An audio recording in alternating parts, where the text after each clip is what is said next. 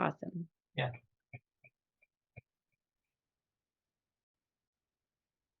I'm going to be processing Tulsi while I'm on this call, so that's what I'm doing here. If anyone's like, what's he doing with his hands? Put some aside for me, please. All right, well, I think we have at least enough to get started here. Just want to welcome everyone to the September Blue Horizons Community Council meeting. I want to acknowledge that most of us are currently on land that has historically belonged to the Cherokee, and it was taken through great force and violence. I also want to acknowledge that today, according to Al Jazeera, the UN announced that climate breakdown has begun because of a record heat and also record sea ice temperatures. So some realities that we need to deal with as we continue to do this work. I am hoping, though, to go around and have folks say who they are, you know, all members and their pronouns, but also if you have something you want to share that might be something really amazing that you've noticed that's happening in your industry or in the kind of climate, technological, financial policy unfolding that we're also seeing, things we might want to monitor, just things that you got excited about, I'd love to hear. So I'll start. My name is Michelle Myers. My pronouns are she, hers. And recently we did a launch event for a Solarize campaign in Cobb County, Georgia.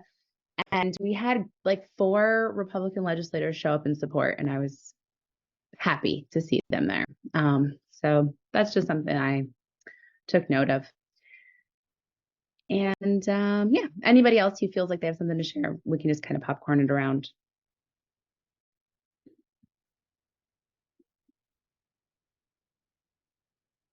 Hi. Thanks, Michelle. I'm Dave Erb, and speaking of Republican legislators, I just read that the Republican legislator from Northern Kentucky up near Cincinnati is an electric vehicle driver, and quite proud of that fact, which has always seemed rational to me. If you think that the world runs on coal, you'd want an electric vehicle. And the positive thing that I've seen recently is we're definitely well past the tipping point on EVs. It's clear to me that we finally made that breakthrough. We really made it about 5 years ago, but it's been really hard to see until just the last year or so.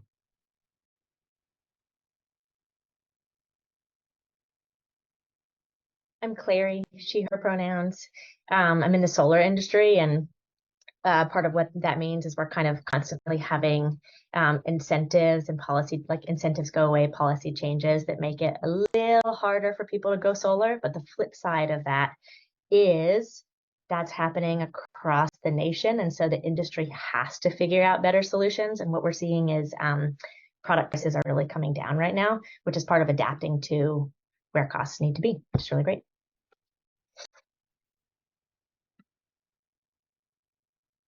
Hey, Seth Little, he, him pronouns. Maybe 2 quick things. One, within the energy efficiency industry, over the last week, we've seen 3 states come out with RFPs for design assistance with their IRA Homes and Hero programs. So it is finally starting to happen. So that's getting really exciting, and lots of detail to come there. But it's nice to see those wheels begin turning. And then on the personal side, we had to go through an HVAC replacement this summer. And when I began working with our HVAC company, who shall remain unnamed, they were very much in the, replace your dual fuel split system, gas heated, unit with the same thing, because it's the cheapest way to heat and the most sustainable over time. And I don't think it took me more than 20 minutes just to like prompt and open up the conversation, and like not even really advocating for what I knew I already wanted, but just having the conversation before all of a sudden they started getting really excited about mini splits and how long the lifespan was and how it was actually cheaper over time, and how maybe even it helped property resale values, particularly in Asheville, with people who are focused on energy efficiency being excited about that. So it was neat to kind of like watch that market kind of unfold a little bit in the micro. So was excited And then we're getting new mini splits soon.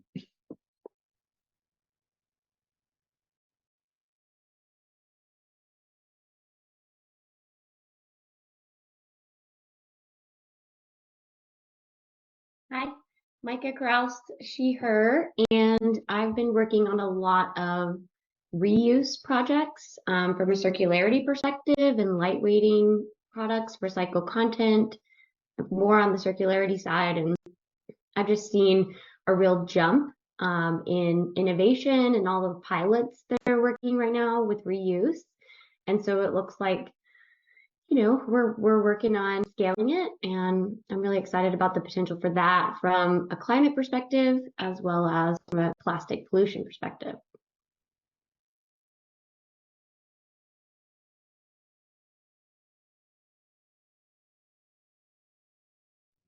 Hey, this is Ben. I can go next. I am in the process of getting fired from Pinegate because they are in fear that I'm going to be an active shooter on campus. So they went on lockdown per a LinkedIn post that I made. So for me, the highlight is that I'm still here and I'm not going away, and I'm still committed to this work despite challenges and misconceptions and misunderstandings about what we're doing here. Thank you.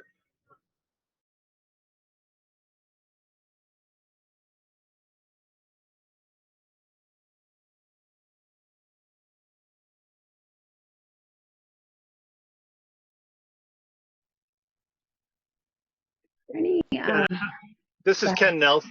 I guess I'll go next. I'm still optimistic. I'm a policy nerd, and in the depths of a lot of discussions regarding the greenhouse gas protocols and how we're going to start better accounting for emissions inventories. And there's a lot of work going on, I think, that is building the basic infrastructure for better data, more granular data for what we'll need to really go from putting renewable electricity on a grid to running a renewable electric grid. So I do remain optimistic. These aren't easy discussions. There's a lot of opinions, but I do see progress, and I do see a lot of people coming together to try to make it happen. Thanks, Ken. I think we've heard from all of the members. Oh, I see Rocky's on as well. Rocky, we're just going around and saying if there's names, pronouns, and if there's some kind of breakthrough news headline, something you've seen in the industry that has been inspiring in the last months. Trying to start my video, 1 second. Yeah, so my name is Rocky, pronouns he, him. I actually have been working with a virtual power plant company recently, which is basically controlling the distributed energy resources such as thermostats, EV chargers, and whatnot to sort of add power to add capacity or energy to our electricity grid system by controlling the demand side. But anyway, I've been seeing some advancements in policies which are considering VPPs or virtual power plants as an important part of the energy transition, and I am excited for how we can make our grid cleaner by some of these resources. Sorry, I did not prepare so well for this, but yeah, that's what I'm excited about this summer. Thank you.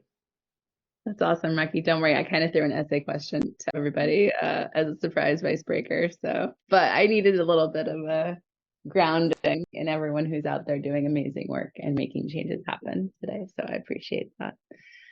I don't know if staff or anyone else wants to share, but we can also move on. We had a little extra time because we don't have a presentation in the early part of the agenda.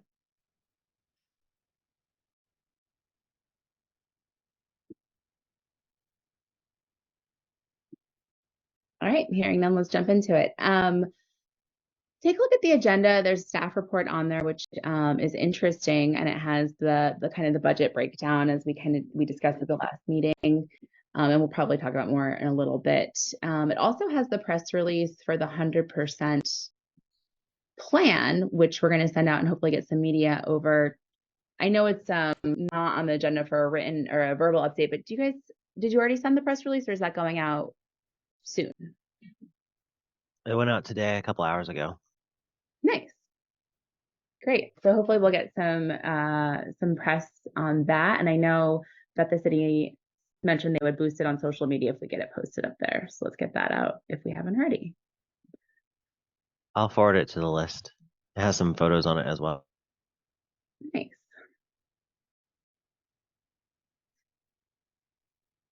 All right. Would anyone be willing to serve as timekeeper just to keep us on track?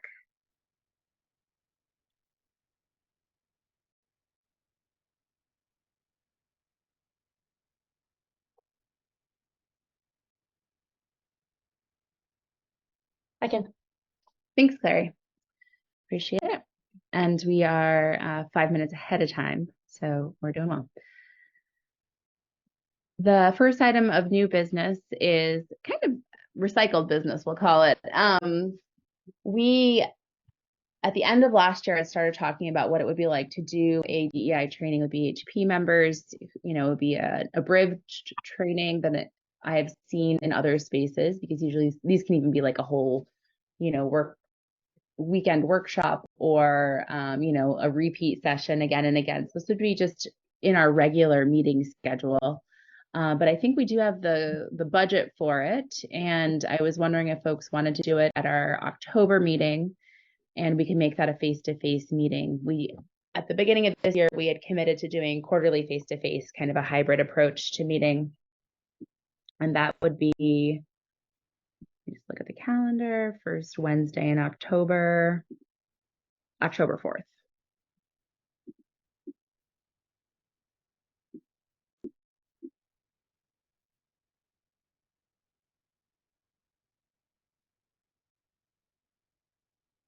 Anyone absolutely unavailable for a face-to-face meeting in early October?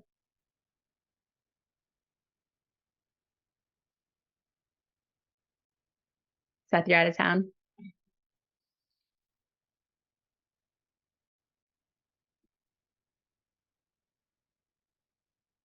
That's not so bad. Seems like the rest of us might be able to do it. I'd hate to we'll miss you, Seth, but I'll miss you too, but don't hold up on just me. okay, sounds good. We'll talk about whether we could have a screen if you wanted to join in too. Maybe there could be a way to do a hybrid meeting, but I would like to get together in person again sometime soon. So that seems good to me. And then, Jamie, would you be able to reserve that, probably the larger room at the Collider, I would imagine. Yeah, the big one that we used for the June meeting. We don't need that much space, but the next one down might be a little tight, right? If there's 11 members plus staff, that's a little snug in that smaller conference room.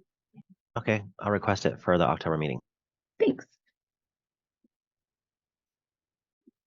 And we'll also follow up with the facilitator, right? Yeah, it's available for sure. Aisha Adams from Lennar Ryan, and she said she was available. I saw her about 2 weeks ago, so let me send her an email and confirm the date. I'm in here taking notes, but I know that we have an AI taking notes today. We'll see if it works, right? Can't help it. Don't tell Summer. I gotta put in the action items. I'm just too trained. I'm sorry.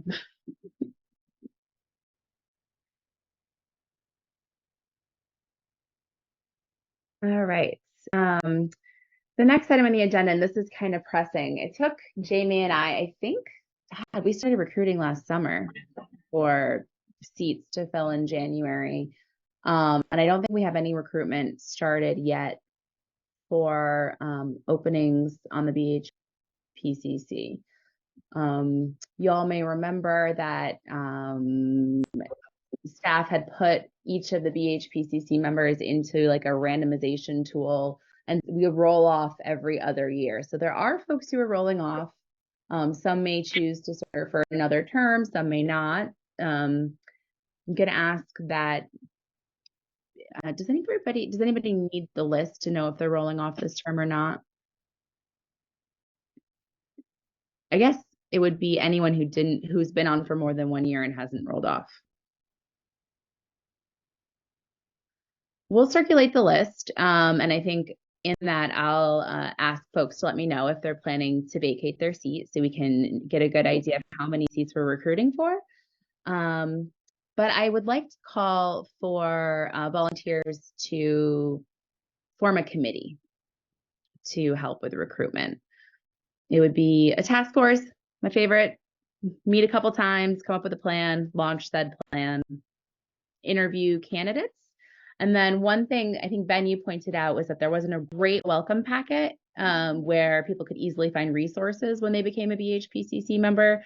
So it might be helpful to have just an eye to what we're actually giving folks when they come on as sort of a here's everything you need to know about the BHPCC. Yeah, it was my understanding that I'm leading the recruitment process for next year, and my life is kind of on fire right now. I'm facing eviction. I've got a court date for a criminal charge. I just got fired by Pinegate. I'm leaving the country in a week for my brother's wedding. So I've just got a lot going on right now. I do want to, when I come back to the country at the end of this month, start thinking about that, but my head's not really there right now. I got that sense, Ben. So no worries. Would you be amenable to having a group support you in that? Oh, for sure. Yeah, I can't do that by myself. Okay, cool. So, and I hope the wedding is nice. All right, so I'll send an email. We'll just get some clarity on how many seats we have open, and then I guess what I'll ask from BHPCC members is if they have folks in their network that they think might be good candidates. Maybe just start having some conversations and just let them know you've been serving, what it entails, and see if there's any interest out there. I think we also kind of need to look at some gaps in who is currently serving and who we would like to serve. I know there in our initial bylaws, there were kind of buckets of people who should be represented, and it's not necessarily all people who are deep in the weeds in renewable energy work. Maybe they're in an NGO or in in construction, developers, people that are tangential but need to be brought into the fold on this work. So is anyone else interested in serving on that committee? I do want to say, if you're rolling off, it is a wonderful way to be of service, is to fill your own seat. Michelle, I'll take that because I am going to roll off, and I was planning at this afternoon's Sierra Club meeting to kind of make an announcement there to try to drum up some interest in people to join, not just to replace me. Awesome. That's perfect, actually. Thank you, Dave. Really. Dave and Michelle, if you want to keep me in the loop on that stuff, we have a fellow who might be interested in supporting that. Awesome. Thank you, Jackie. Definitely will. And Michelle, just for my own clarification, if somebody looks up the Blue Horizons site, will they find an obvious way to that process? I haven't looked at it for a while. Yeah, it's not on the agenda, but I think we have a whole new website. Blue Horizons. No. No. There's a call for nominations from 2022. It's the previous website, so we need to work on a new one. Okay, so I've got the list too of folks who are rolling off. Do you want to know who they are?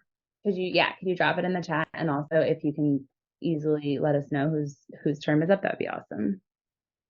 Okay.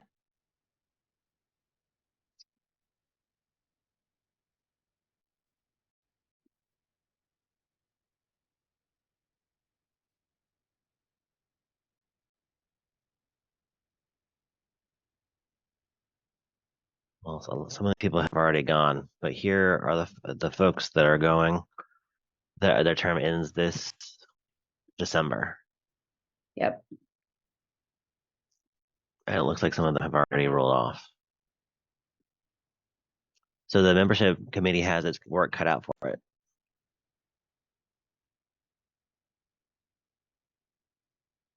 Mm-hmm. So I think the county is a convener. So as the process worked for the city, I think they actually nominate who will serve to represent the county on the commission, or excuse me, on the council. So everyone knows we did have a conversation to try to find someone else in the affordable housing space to replace Jeffrey. I roll off. What do you know? So, but I can serve as another term. I'll have to search my soul on that one. And Ken is also rolling off. So you can let us know now or over email if you plan to return. And I think Jason might be in a similar position as Brownie. Is that technically a convening organization that gets to appoint a representative?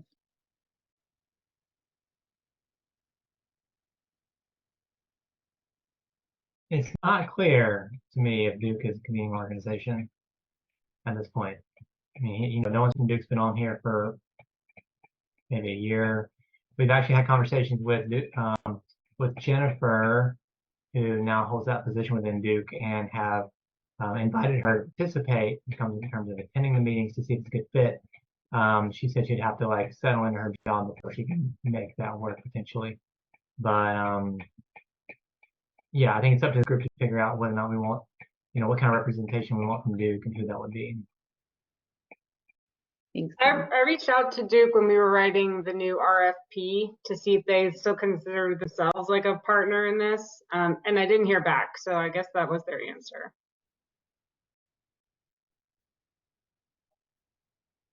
Got it. Well, I think it would be a good time, to follow back up with Jennifer and to see, and then we can pick that up as a separate conversation. Some of our process has really reflected Duke being a party to this group. We've decided to stay away from certain subject matter. So it would influence our ability or what our strategy is going forward slightly. So it'll be a good conversation to have when it's ready. I'm not quite sure it's ready yet. I think keeping the seat open for until the end of the year might be the best strategy there, and just seeing if Duke shows up between now and then, unless someone has any. Remind me really quick. Feeling otherwise. This is Ken, really quick. Does Duke still pay? At one point, weren't they paying some of the administrative costs of the PHPCC? And are they still, or did they stop doing that as well? What Duke paid for is they paid for the RMI process of analyzing our energy loads and everything during the EITF days, and they also paid for the Shelton Group to come up with the name BHP in the first website. At this point, they haven't donated anything to BHP as a whole in many years. However, they do fund weatherization measures through Energy Savers Network. So that's their only contribution at this point. Okay, thanks for clarifying. Yep. And we have asked them several times to fund BHP, and with no success.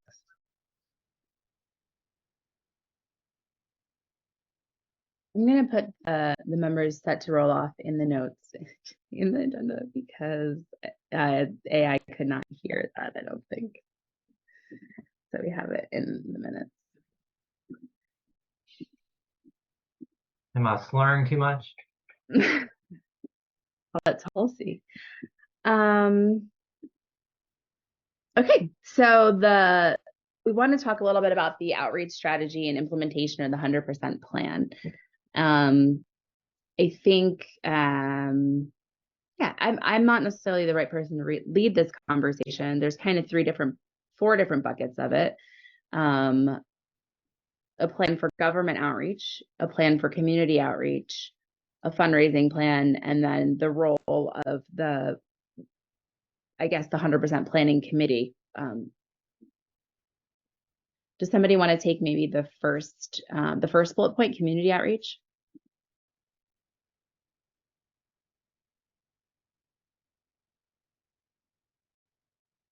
Jamie, can you do that? Yeah, sorry. I'm also taking notes. I was a little behind there. So for the 100% plan, we have a certain number of events that we are going to this year and a certain number of presentations, and it's less than last year. Last year we did 50 something, and I believe this year it's 30, like in the low 30s. So Summer and I are putting together a calendar for this year about where we're going to go, and then we're going to put it by the other staff members. We're going to put it by the community outreach committee, and then kind of have it locked in so we don't get to May and it's like we're trying to go do a million events and we don't really have the capacity for it. So so that's the community outreach we're doing as part of the BACC, and that's getting the word out about the 100% plan.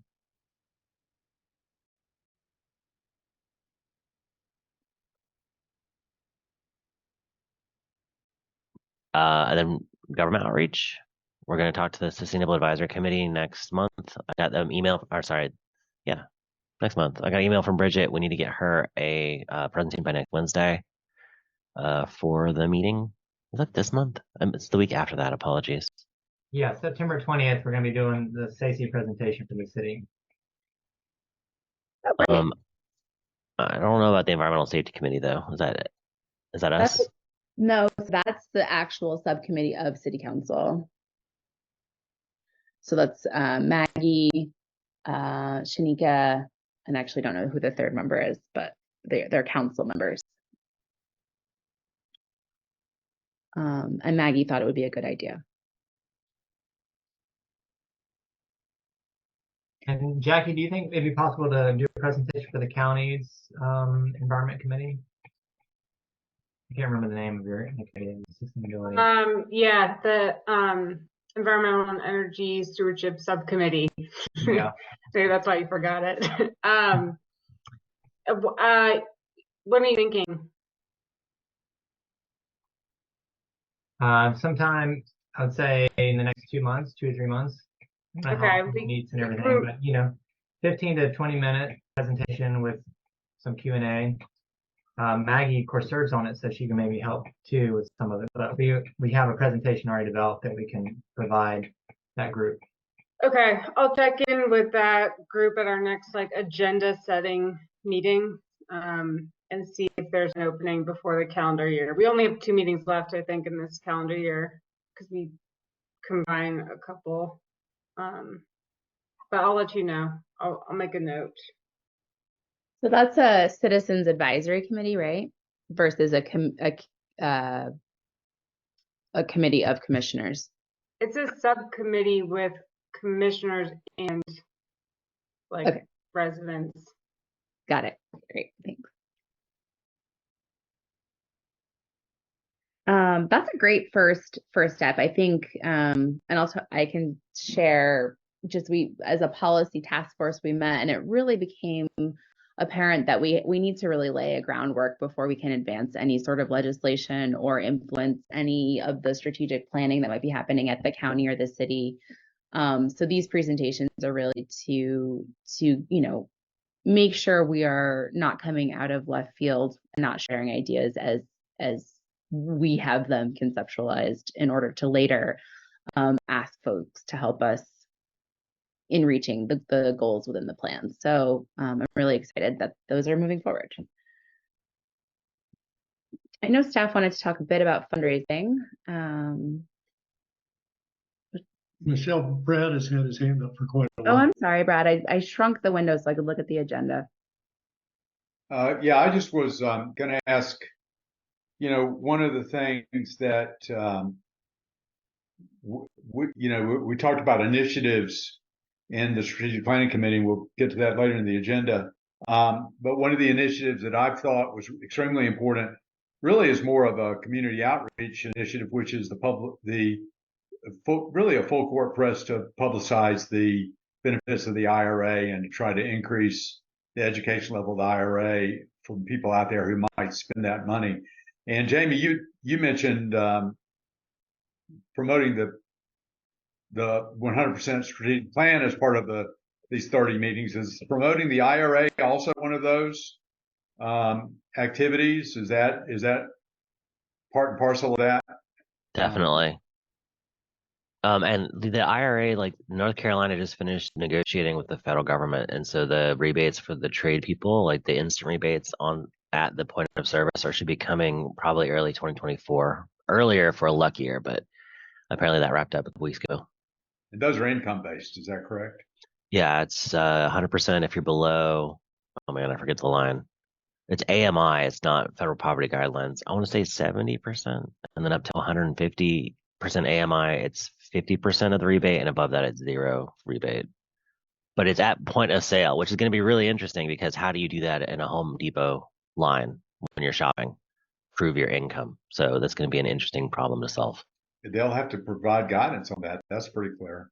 Yeah. I did see something where they had changed. There was a movement to do something we did with energy savers for a while, which is, if you receive certain other types of government support, like if you show a Medicaid card, then you would be eligible, Right. or something like that. But yeah, no, that the IRA is definitely part of outreach because it's a critical place where we're going to have resources to do the work. Wonderful. And my other question on this was really related to, you mentioned staff, but what about getting the members of this committee to be involved in the outreach program? Yeah. Well, so after we go through the community outreach group and like figure out where we want to go, we'll come back to the community council and its supporters and see if y'all can help us go to leverage those time and resources. It's really helpful to have two people because you can have one person who's doing the tabling and you can have another person that can have a much more in-depth custom like home energy chat with people on site, which is super cool. Like we did that at the farmers market last year and it was a very positive experience. But yeah, we're coming back. Yeah. We'll be asking folks to come help us. To me, that's a big opportunity for the engagement of volunteers, is to help with that outreach program. There is later on in the agenda, there is an ask for support for the Blue Ridge Pride Festival, which I think is 8 hours long. So it's going to be a need to help staff the table. There's also something on the same day that the city is putting together called the Festival of Neighborhoods. Yeah. Which I think is going to be very much a local event. I'm surprised they planned it on the same day as Pride, but it is. And so I don't know, maybe that's a way we can add capacity is if members are available. Maybe we could create a one of those little sign up link things and circulate it around. And we can also share that with affiliated organizations. Like Dave, if you're going to start talking to the Sierra Club about participation, even not as a BHPCC member, maybe the members of the Sierra Club would be interested in tabling at the events on September 30. Seems like good timing, actually. Actually, they're already going to have a presence at Pride. I know they are. Oh yeah, great. We need to be at both of those events, so that's definitely going to be an ask. I'll come back around with the scheduling link. Awesome, thanks, Jamie. And then for the fundraising plan on the agenda here, we're going to put on the 100% plan for fundraising till the end of this year, and on October 19th from 5:30 to 7:30, our very own Brad Rouse is hosting a fundraising event at his house. And so if y'all are interested in coming or know of somebody who should come, who is capable of being a large donor, then you should be in touch with me after the meeting and we can talk about it. But yeah, so we're fundraising around the 100% plan and we need your help. Sam, did I miss anything? Yeah, I'll just say that the fundraising effort is going to include the party at Brad's house, where it's going to be a mailing, social media campaign, and newsletters and things like that. And essentially, we need to be able to like raise the money to help implement the plan, to help pay for staff resources and events and materials and the kinds of projects we want to see happen. So while we are applying for grants and things like that, and we do have some support from the city and the county, we do need, extra money for backfilling some loss of revenue to GBA from the city and the county, and then also just because this plan, in terms of the mega effort we're going to need in order to be able to like address climate change locally, we're going to need to have more resources for that. So So yeah, we're kind of be doing this multiple prong fundraising campaign. So yeah, if you or anyone else you know that would like to be invited as part, we're gonna have like maybe 30 people there or something like that, and hope to be able to build momentum, and then of course be putting out the word to the whole community to help hopefully folks to donate what they can to help raise the money to put the plan into action. I'll host a house party. Right. Heck Yeah. yeah. We should do it before the garden dies because people can go outside and be on the back deck. It'll be nice. Do either of you have a pool? We should go swimming before it gets too cold, is all I'm saying.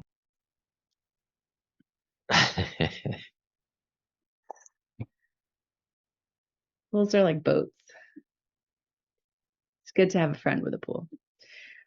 Okay, so the next in this section, the last thing that Brad brought to me is that the 100% Strategic Planning Committee, I think that's what y'all were called, might have been called the Strategic Planning Committee, I'm not sure, would like to change its role into formally working on recruiting champions. If you recall, we, in the plan, in order to address many of the initiatives that aren't currently funded or don't have staff time or just are not ripe necessarily for that yet, and they need some logistical noodling and some, waiting for opportunities with strategic partners, particularly in the commercial and industrial space.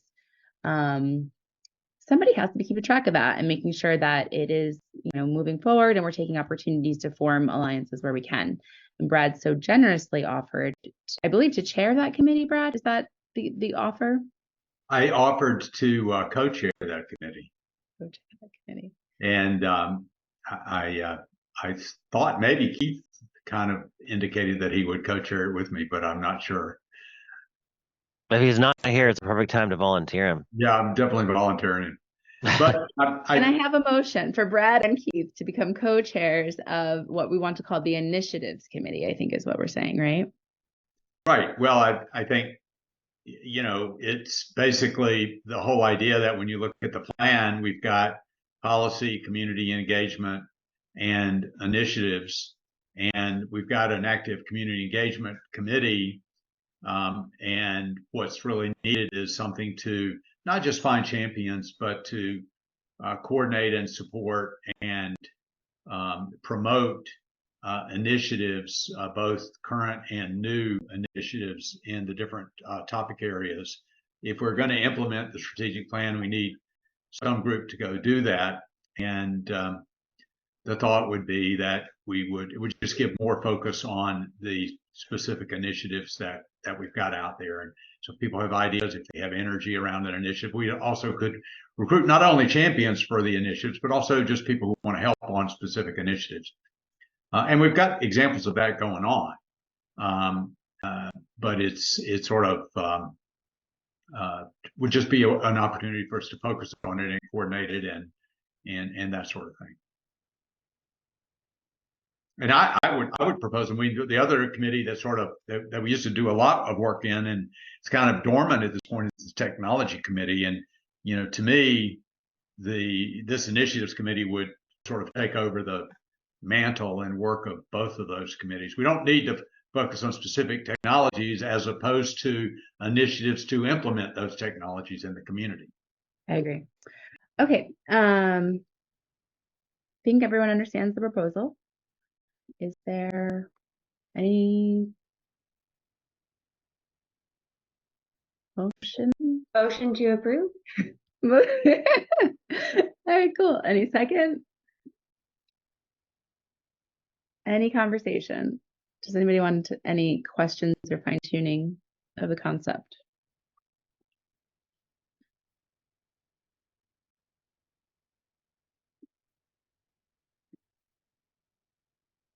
Okay, all in favor, say aye, raise your hand, put a emoji in the chat.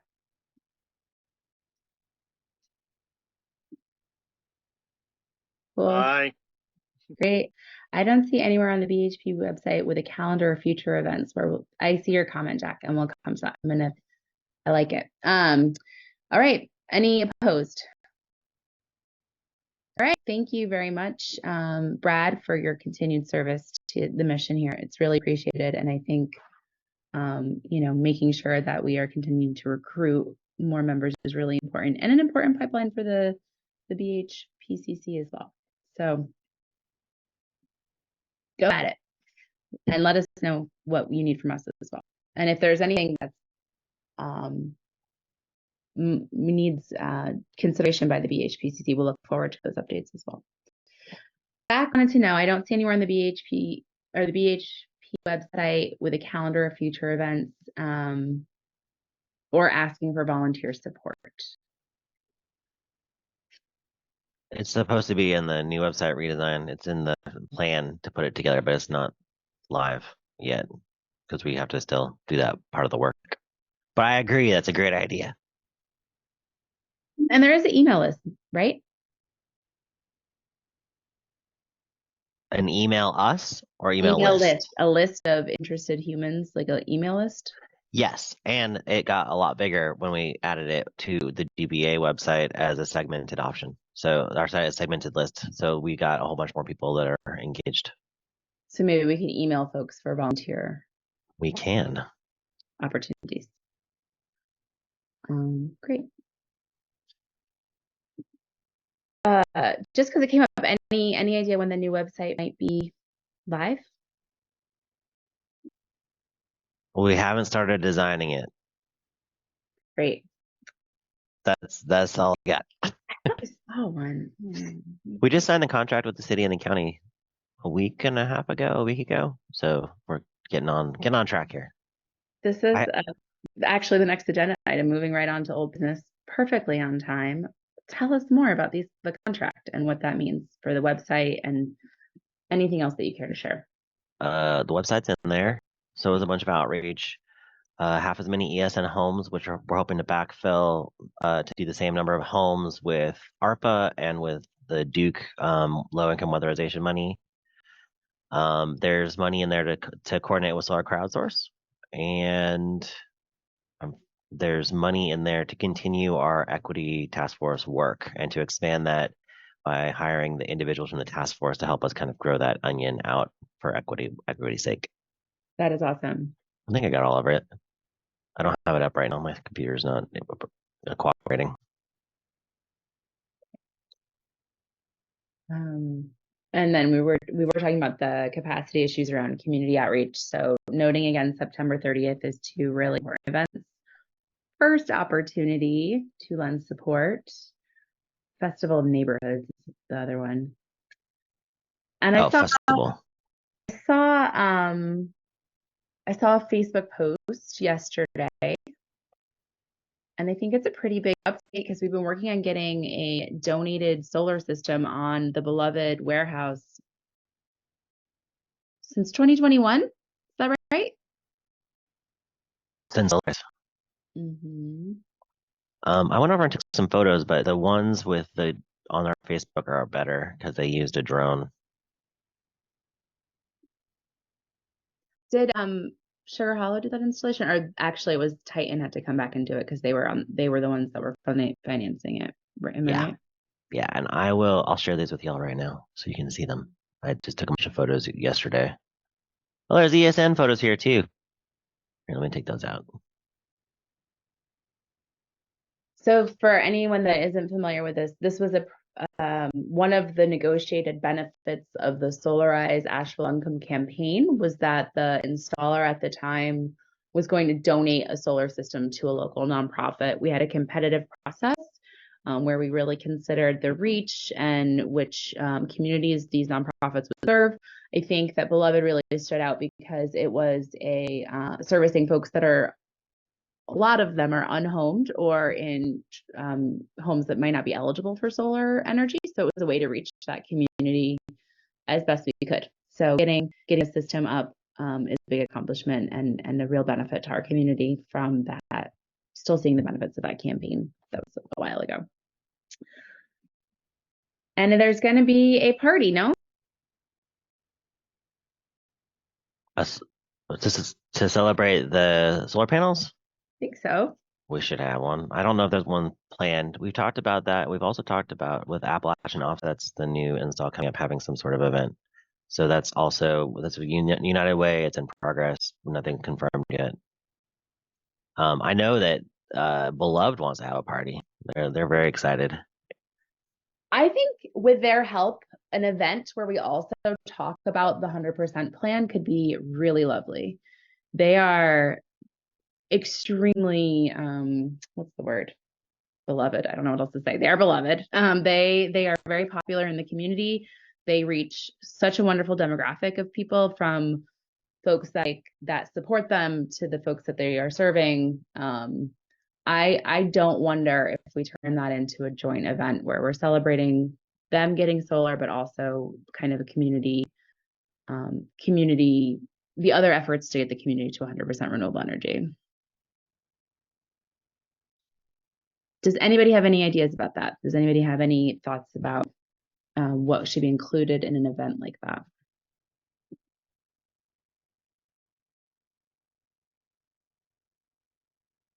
Does the BHPCC want to do it? I'm excited about it. I want to do it. Jamie, not you, other people. I know. I want to go. It sounds like a good party. Given that Beloved usually works with unhoused folks, I'm curious what can we add some value to that, in terms of, just brainstorming if we can add value as, environmentally conscious folks. I don't know, I'm just bringing it up because I know Beloved is a very famous or a popular NGO or nonprofit in our area. So yeah, I don't know how they will feel about us partnering with them that way. Doing the party, I mean, sorry.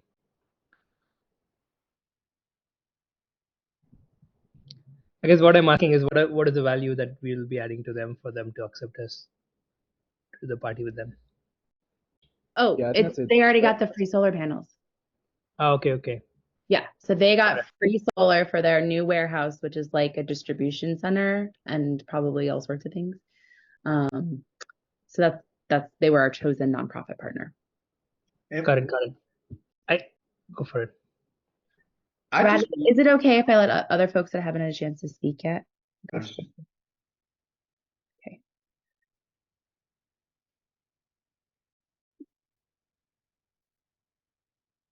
Well, I think that Rocky raises a good point about making sure that the organizations we're supporting are not just aligned with our mission, but also like we are uniquely suited to fit their structure of organization. Where for unhoused people, I don't know how much energy is a part of their lives per se.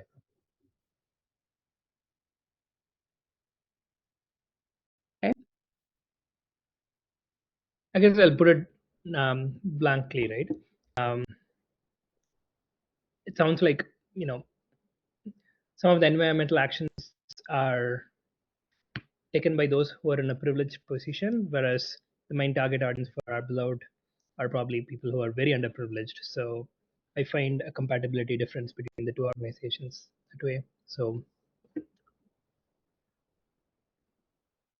But it's the other side of that coin that Beloved is probably donor funded as well, and that maybe we have an opportunity for both Beloved and for our organization to kind of get exposed to some people that maybe our straight primary missions wouldn't bring us in contact with, and maybe we can kind of be allies for each other, right? Like maybe they'd be excited to have us there, and we'd be excited to get some exposure to some other donor base or just potential participant base that we wouldn't be brought directly to otherwise. I love it. I say let's do it.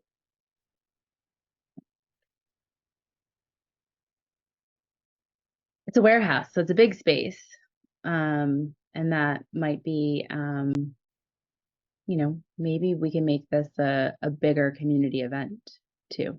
So it's Beloved's audience, but maybe it's also other NGO partners that want to celebrate something like this, which is bringing equity into that otherwise, what you guys are naming is this kind of exclusive ability to make significant capital improvements on your home or business.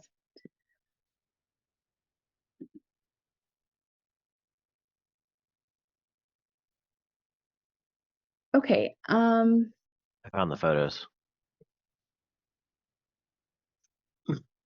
They used a drone. It's really nice.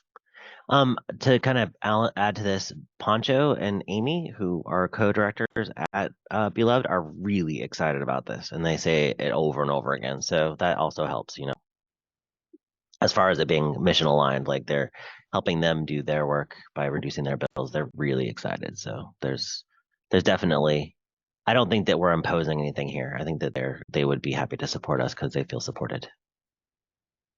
I wonder if the Community Outreach and Engagement Committee could start a conversation with them about what an event might look like, and if we could layer in some of our programming stuff, like announcing the 100% plan.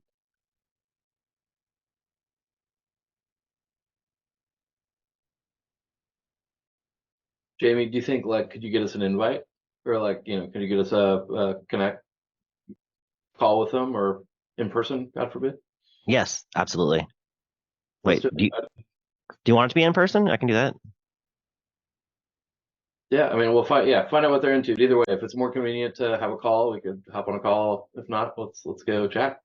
Okay, yeah, I'll send an email after this call. Nice. All right. Thanks.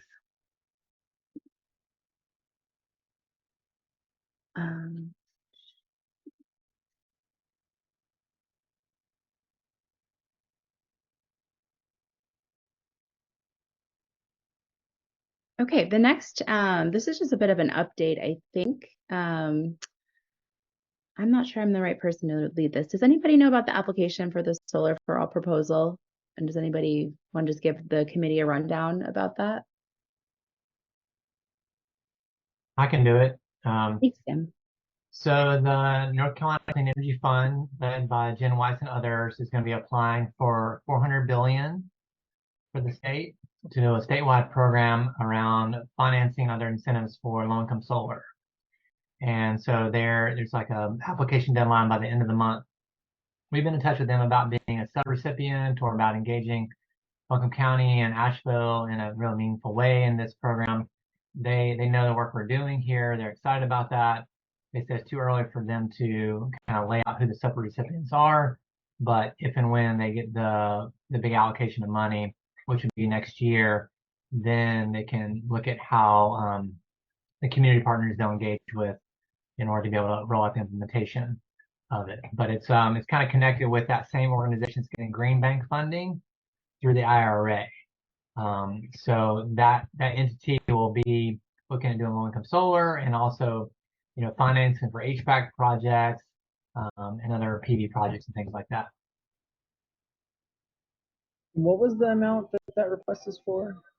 400 billion. No, excuse me, 400 million. Sorry, it's 7 billion total, and then the range is 25 million to 400 million. So they're applying for the maximum amount, which is 400 million.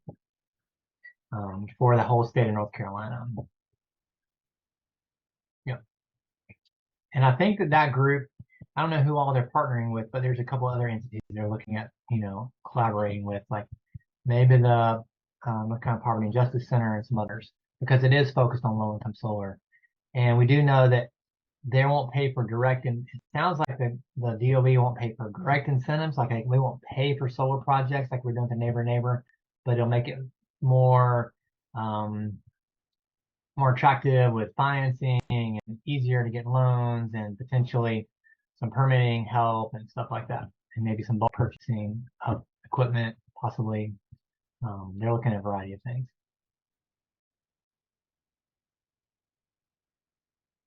Thanks. That's really, really interesting stuff. Seeing how the IRA funds are flowing. We'll stay tuned. The last item under old business is an update on the North Fork floating PV system. You guys might remember there was a feasibility study that was being conducted, and there was a news story that I think everyone probably should have saw.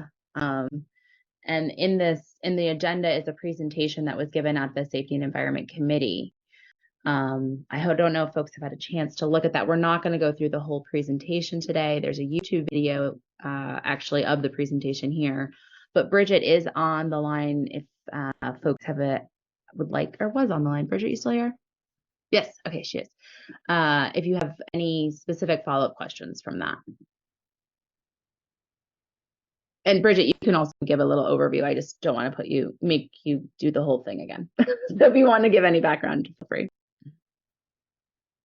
Yeah, I think the short version is that the city and county decided to pursue some feasibility of floating solar at North Fork Reservoir and Lake Julian in South Asheville. And where we're at right now is that North Fork is not a good project to pursue at this time, but we're still looking into Lake Julian. So.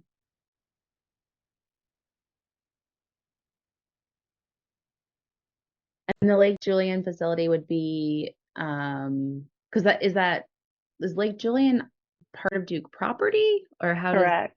Yeah, That's Duke property. And it's outside the recreation area for those of you who like to boat down there.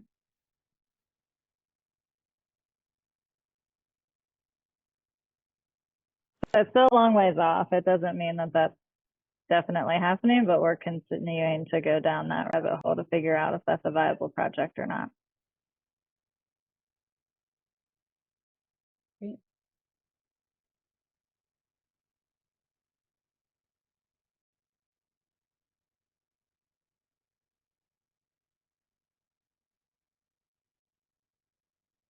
Does anybody have any questions about that for Bridget?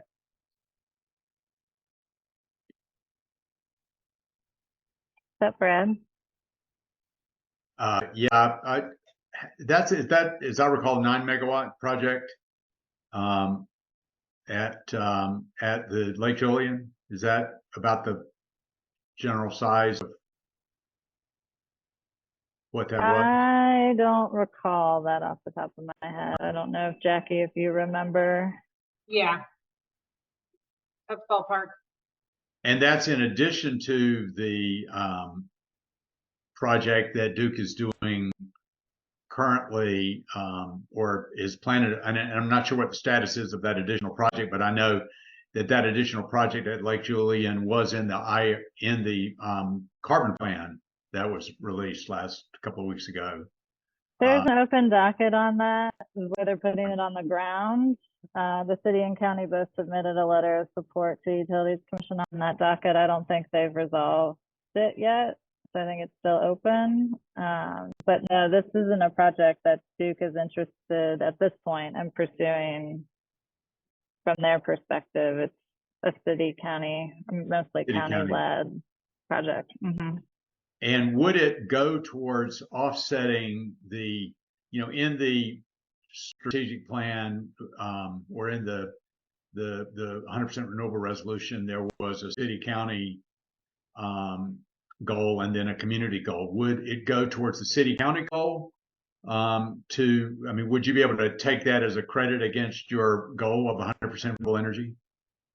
Yeah, we're still a little ways off from getting the green light that project is a go, right? We're still noodling through that space. At this point in time, it seems like if the city and county were subsidizing that project, it would go towards the city county operations goal versus the community-wide goal, but that could change depending on how it rolls out. But it really doesn't matter, because the community goal, the city and county have to achieve the community goal, the city and county have to reach their goal. So, but if they exceed their goal, right? Yeah. I did have another question about, in the carbon plan, there was something that I was not aware of, but Duke listed in the carbon plan as an intended action. And I wonder if either Jackie or Bridget have some, but there's a Buncombe County solar farm of 31 megawatts called the Craggy development that I was not aware of, that's in Duke's near-term plan. Is that something that's on your radar, Jackie or Bridget? That's not something they've approached the city about yet, but I have a meeting with Jennifer in 2 weeks. I'm happy to ping her about that. I know about that one. I know that it's part of their storage requirement for Western North Carolina because they owe us like 15 megawatts of storage. I thought it said solar, that it was solar, maybe solar and storage. But it'd be good to know. I mean, that'd be the biggest one that we have by far in the county. And it's like, oh, I've never heard of that. So it would be great to have more information about it. And it would go on our dashboard that when it's done, that Jamie is going to talk to us about later. I don't have anything to say about that dashboard. I just put it on there. It's in Questions? the agenda. That's wise. Okay.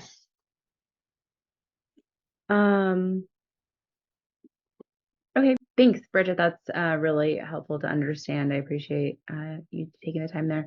And I don't know if you might be having a meeting with Jennifer, if you just want to see what the current thinking is on participation in this committee. That would be wonderful to understand as well.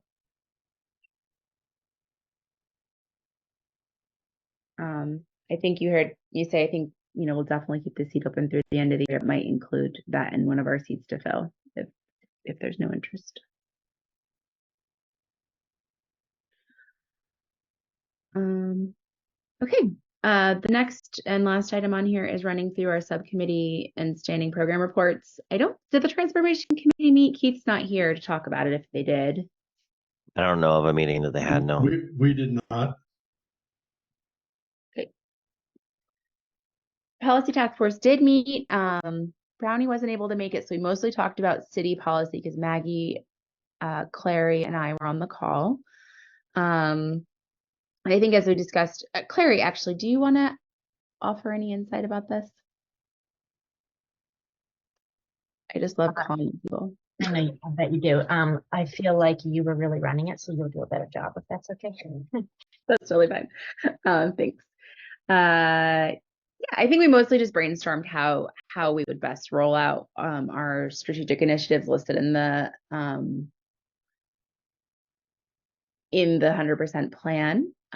We kind of came to the conclusion that residential solar permitting is fine, and we actually don't need to work on that. And had a nice follow-up conversation with Bridget about, there may be work to be done on commercial permitting, but maybe not to, because those incentives are, if you're financially incentivizing or taking away permitting fees, then you're stealing from program funding. So we just have to be thoughtful about that. But I think we actually are saying, good job, Buncombe County, for residential permitting and taking that out of our crosshairs. Check, good job. First thing in the strategic plan is done. And I think there is some state action to make permitting more consistent across the state for residential, which would actually be beneficial. But Buncombe County is doing a good job as they are. Yeah, so the presentations to different city commissions is really what we were thinking is the next best first step. And we're going to meet again. I think it's, let me just make sure I get the date right. September 14th, is that right? At 2 p.m. We'll kind of go back around what our next steps are to get the 100% plan in front of additional city council members is really where we landed, that we need more buy-in from other leaders. So we want to start having those conversations.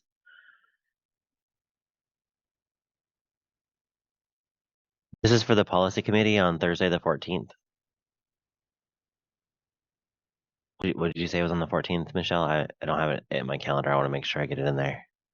I think we're having another meeting. I'll send you a calendar invite. Okay, cool. Thanks. Yeah.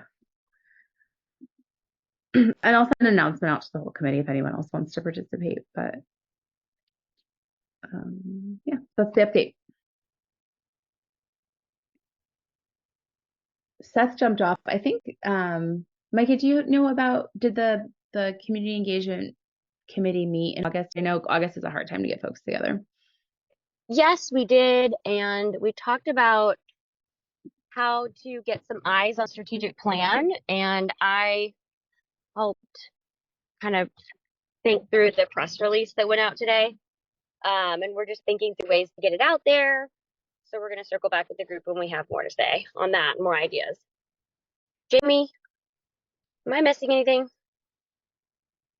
I had COVID last week. I missed the meeting, so I don't know. No, I think that was it. I'll talk to Seth and just make sure we don't have anything to send around. But yeah, we're just trying to think of ways to be more targeted to our different audiences with social media and things of that nature that Summer's working on. So we'll have a more thorough update next time. But we just wanted to make sure that the rollout of the strategic plan was top of mind. And I know Brad was on the call too. So if Brad has anything to add.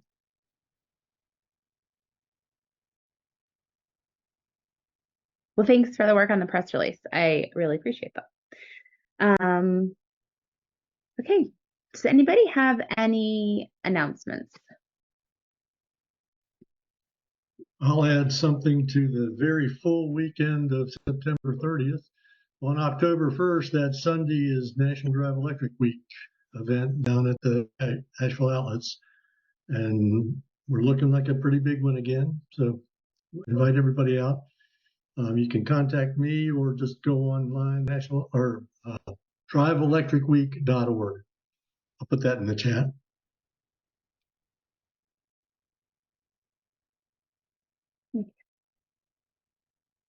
Seeing a few Rivians around town, I bet will be showcased there as well.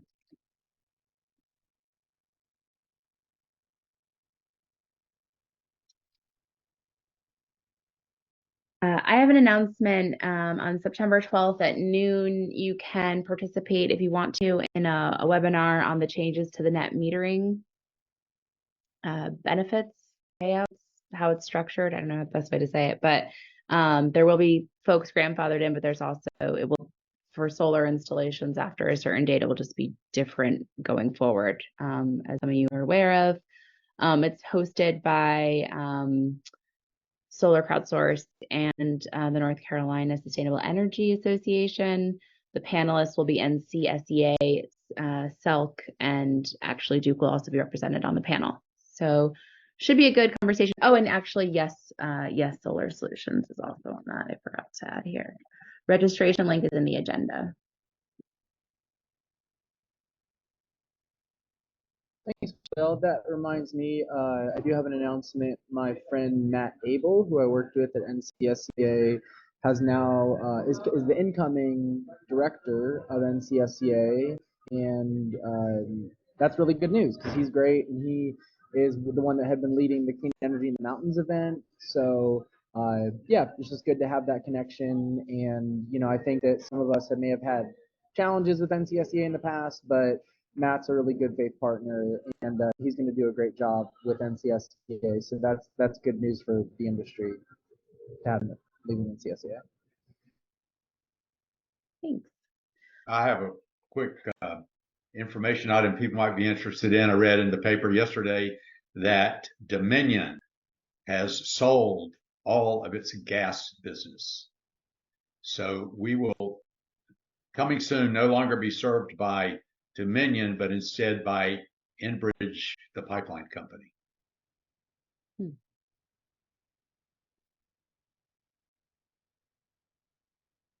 And Brad, did you have any information about the dates for the new draft of the carbon plan?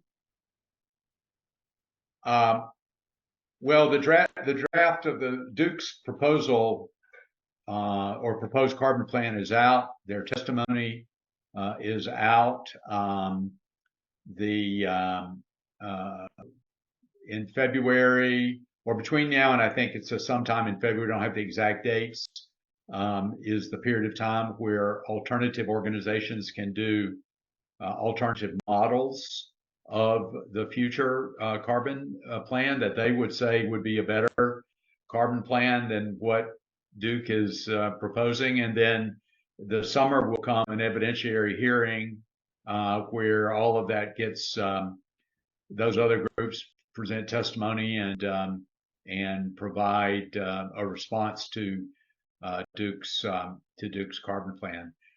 For those of you who haven't had a chance to look at the Duke carbon plan, Duke is now saying that they cannot make the 2030 deadline, that it's not possible to do that. The good news is that there are two main reasons. One of them is the penetration of electric vehicles has increased demand substantially. And so while Duke can't decarbonize as fast as they want, one of the reasons is that people are decarbonizing by moving to electric. That's one of the fallacies of the H951.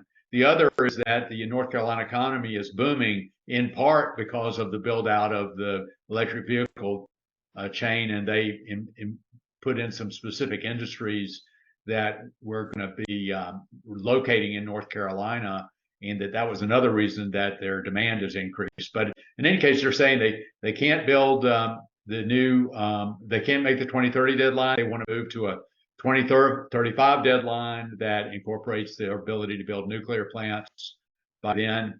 All of their plants, and they just filed the site plan for a new gas-fired power plant in Roxboro, North Carolina, basically doing in Roxboro what they did here at Lake Julian, which is to retire a coal unit and replace it with natural gas. So they are going to, within about 3 or 4 months, file for certificate of public convenience and necessity, which would be the formal approval from the plan to begin construction of the power plant in Roxboro. And for those who think that we should not just lightly let Duke proceed with new gas infrastructure, this will probably be I'm thinking it'll be a lightning rod for people to say no, let's don't do that. But yeah, it's probably going to happen though. The commission seems to be pretty tied in with doing what Duke wants to do to a great degree. Thanks for tracking that, keeping us abreast. In the chat, the City, Riverlink, and Land of Sky are looking for AmeriCorps Climate Fellows. There's a link there. And Jamie let us know that there's GVA's annual membership appreciation party is September 13th at the Wedge Foundation. Any other announcements? Any public comments?